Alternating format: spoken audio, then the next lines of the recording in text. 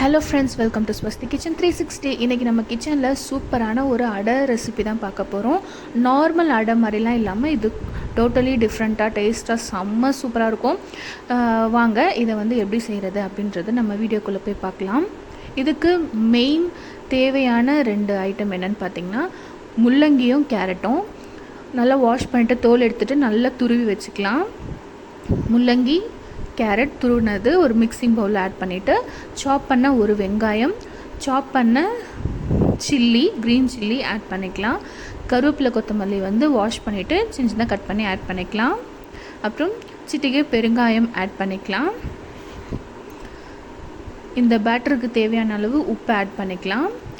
கொண்டக்கடலை, கருப்பு முக்கடலை, வெள்ளை முக்கடலை, பச்சை பயிறு இதெல்லாம் நான் நேற்றே ஊற போட்டு வச்சுருந்தேன். ஸோ எல்லாம் நான் எடுத்து காமிச்சிருக்கேன் இல்லையா, அந்த அளவு மட்டும் எடுத்து மிக்ஸி ஜாரில் அரைச்சி ஆட் பண்ணியிருக்கேன்.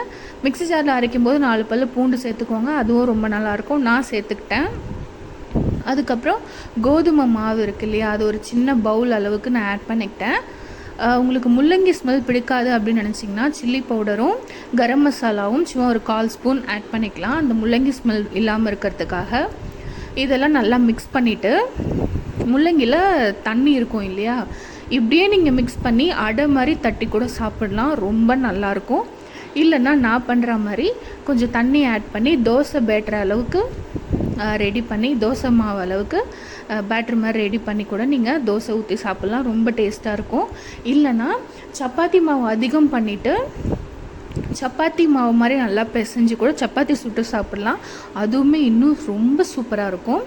இன்னொரு டிப் என்னென்னு பார்த்தீங்கன்னா, ரவை தோசை மாதிரி முருகலாக வேணும்னு நினச்சிங்கன்னா அரிசி மாவும் கொஞ்சம் ரவையும் ஆட் பண்ணி கூட ஒரு 10 நிமிஷம் ஊற வச்சுட்டு நீங்கள் ரவை தோசை மாதிரி கூட செய்யலாம். இதில் இத்தனை வெரைட்டி இருக்குது. ஆனால் நான் தோசை மாவு மாதிரி ரெடி பண்ணி தான் நான் பண்ணியிருந்தேன். நிஜமாகவே சாப்பிட்றதுக்கு ரொம்ப சூப்பராக இருந்தது. முள்ளங்கி நிறைய பேருக்கு பிடிக்காது, காரணம் அந்த ஸ்மெல், முள்ளங்கியோட ஸ்மெல் பிடிக்காதவங்க இந்த மாதிரி ட்ரை பண்ணி சாப்பிட்டு பாருங்கள், ரொம்பவே நல்லாயிருக்கும். மார்னிங் பிரேக்ஃபாஸ்ட் இல்லை நைட்டு சாப்பிடும்போது ரொம்பவே ஹெல்த்தியாகவும் டேஸ்டியாகவும் இருக்கும். இதுக்கு தொட்டுக்க எதுவுமே இல்லாமல் நான் சாப்பிட்டேன். ஆனால் நீங்கள் தேங்காய் சட்னி கூட பண்ணிக்கலாம், ரொம்ப ரொம்ப சூப்பராக இருக்கும். இதே மாதிரி நீங்களும் ட்ரை பண்ணி பார்த்துட்டு எப்படி இருந்தது எனக்கு கமெண்ட்டில் சொல்லுங்கள். தேங்க்ஸ் ஃபார் வாட்சிங். பாய்.